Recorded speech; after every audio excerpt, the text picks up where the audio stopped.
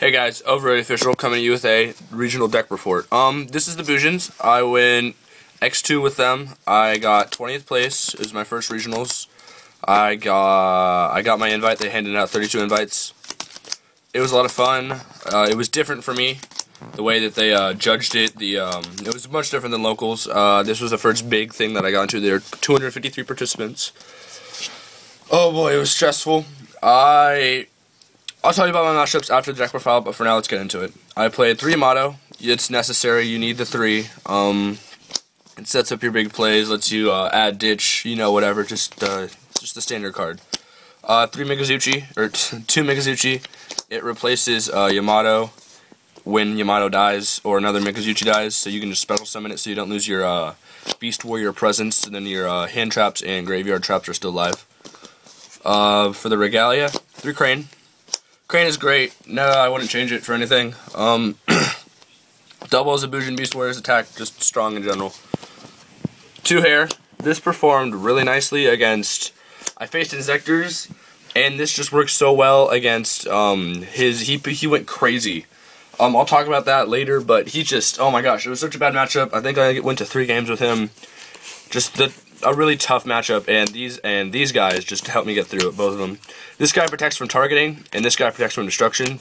So they both stop Insector cards, or Insector Hornet. So he couldn't really get through my defenses, and then I had Crane when he tried to enter battle phase. So in general, it was really strong. Quillen, 2 Quillen. I don't miss the Centipede. I don't play it either. I feel like Centipede or Quillen was a stronger choice just because of the meta calls, the way that it works against like a Dracosac or a Big Eye. If I don't have enough resources to go into Susanoo, which just wrecks Dracosac, I can pop a token and then attack, or oh, I can't remember how I did, but I got over 2 Dracosacs using this card. It's too good.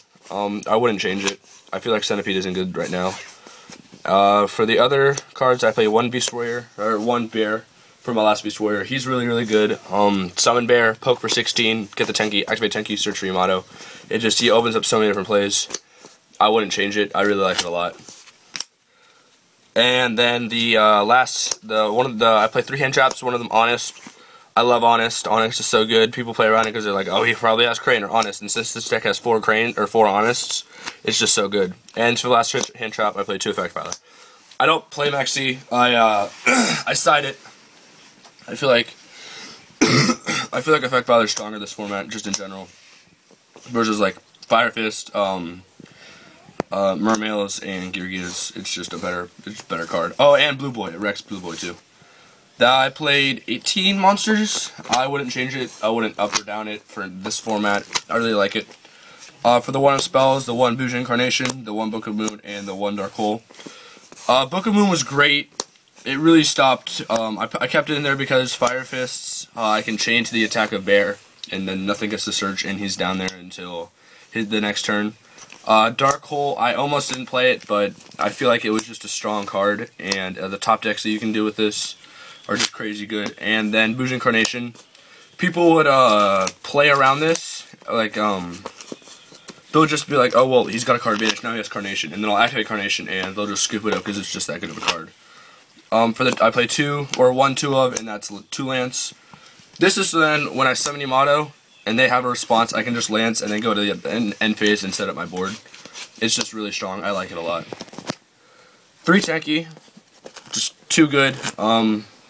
In tandem with Bear or Tenki for Yamato, summon Yamato, bait out a back row Lance. It's just all of these things are consistent plays that you'd make.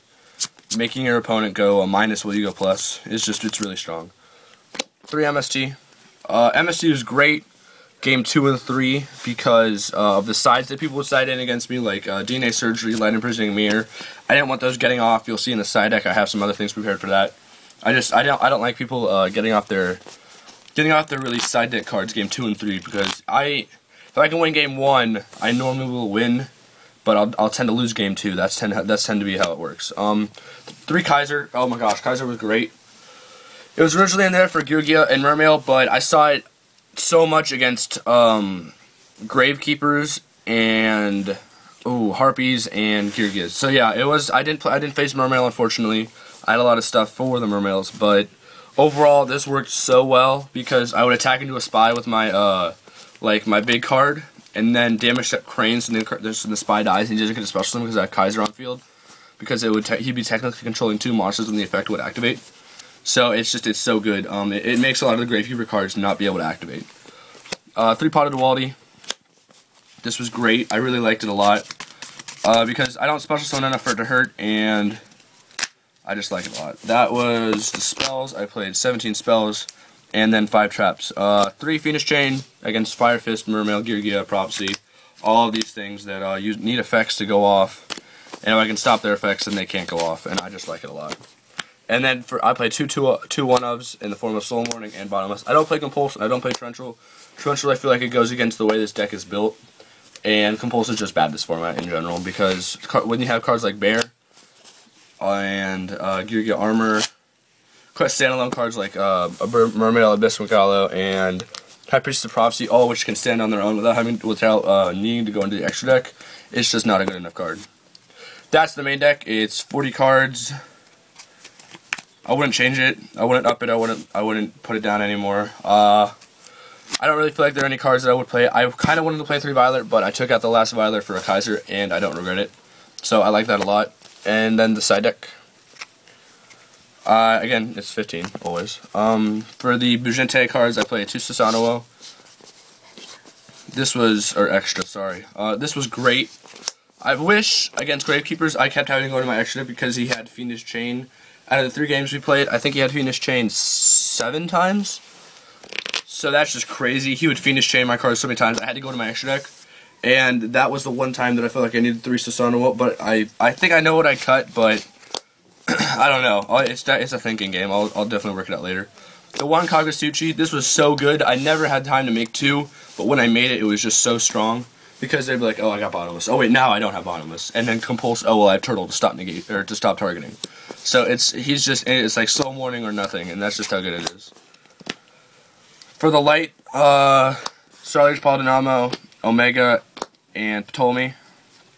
I love these cards. I did not make Starlight Paladinamo, but I did make the Omega play into Ptolemy. I really liked that. That was really strong. Then for the Beast Warrior support card, I play 1 Fire Fist. Tiger King. I love this card. It nets you advantage while being able to negate things that could be a problem, like Zen Mains, Maestro, not Excitation Knight. Oh gosh, 101. That's another big card that this card can get over by just effect violating and then just going in and punching. Then Diamond Dyer, because Diamond Dyer is strong and pinpoint removal is good. Papal Imperative. I actually made this against the Gravekeeper player. And I would change his monsters to attack, and then you wouldn't be able to special summon because I had Kaiser, and then I just attack in there, and I keep dealing damage. That's how I won game 3, I think. It was either 3 or 1. And then Gaga Cowboy, Maestro, Abyss Dweller. Pretty standard. I don't play Disgusto Emerald, even though I probably could cut this guy for him, but I don't feel like it's worth going into Disgusto Emerald just to recycle my graveyard. And then this I put in for Mermails, but I never made it because I never faced Mermails, but I probably would if I had. And then the last card, number 58 Crazy Box for Skill Drain. I didn't make it because I didn't face Skill Drain, but there was just everyone's talking about Skill Drain lately, and I don't want to be victim to that. On to the side, I played 2 Maxi. I love Maxi. It's just so strong. I sided in against YuGiOh's and it helped a lot. And then in tandem with Maxi, I will side in Swiss Scarecrow against Heretics, because most of them know that Maxi, most players side in Maxi and then don't have any outs to an OTK, but this gives you an outs, because if you can draw 7 or 8 cards off their OTK, then the chance of you drawing a Swiss Scarecrow is very high, and then you can just Swift, and then next turn you'll have like 11 resources to get rid of their field and win. So the Maxi challenge, it kind of defeats the purpose, because they think that I don't have an answer to their OTK, and then just I Swift and I win next turn, and it's just so strong. The 1 DD Crow against the Mirror. I faced the Mirror game 3. I sided in game 2 and 3. I didn't see game 2, and then game 3 I saw it, and I had Yamato. He had Yamato. I had Crane. I didn't know what he had, but and he had Hair and Grave, and then I DD Crow'd his Hair, and then attacked and craned, and he didn't have any response, and he didn't have Mikazuchi in hand. So I just proceeded to win because he completely lost advantage from that. 2 Twister. I love Twister. This is the card that I side in against almost every duel. because they will cite in things like line of piercing mirror and DNA surgery, and these gets rid of those, and then I can just proceed to win, or I can hold back and they think that they have me, and then I just twister when they activate something, and then just chain my graveyard, or chain my crane if it's DNA surgery. It's just so strong. 2, Black Horn of Heaven. I never went into this, even though it's there for YuGiOhs. I didn't set in against the YuGiOh matchup. I don't know why. I didn't feel like it was strong enough. This is probably going to come out, but since it's a regional report, I have to report what I put in the side deck. This would probably come out for, I don't know yet, but I'll definitely be making a new Bujin deck profile coming up in these next months, going into next format. So I'll give you an update on my side deck later. 2 DNA surgery. This was for Prophecy. I never made it, but it's still very strong. This is probably going to stay in there for a long time. 2 debunk. This was for Mermails and the mirror. I put it in against the mirror and it devastated them. He tried to activate hair and I just said no, and he couldn't do anything about it. It was just really strong. And then my last side deck card, I played 3 World Decree. This I decided until round 8, game 3 against Harpies. I was X2 at that point and I was playing for my invite, and I set it in game 3 as a last whim thing. And oh my gosh, it was devastating. He set 5 and passed, and then I set Royal Decree, and I had a board set up. I summoned Yamato, and then he didn't have a response because he thought that he had me. And then I just flipped it Royal Decree and proceeded to win because he had no response, and I had an MSC and a Twister set as well. So he tried to activate Hunting Ground, and I popped it with Twister, and then he just couldn't do anything from then on. And I think it took him 4 turns to get rid of this, and by then I had such a stacked field that it didn't matter. I think I went into Kagasuchi and Susanoo that game, and he couldn't really do anything about it. That's the side deck. This has been the deck profile. My matchups for the duel were game 1 I faced Fire Fist. I won in 2. Round 2 I faced Fire Fist. I won in 3. Round 3 I faced Bujins. I won in 3. Round 4 I faced YuGiOhs. I lost in 3. That was a tough matchup. I didn't, because what they do is they do their OTK, and then they know that I have like crane or hair, and then they just change me to defense mode and I can't crane, and then they just attack, and even my hair can't really stop that because they put on 3 monsters for their OTK. So I couldn't really do anything about that. That was a tough matchup.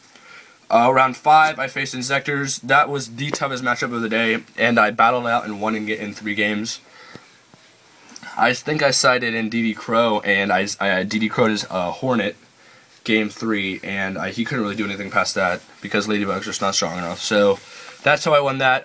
Round 6 I faced 3.5 Fire Fist and I lost.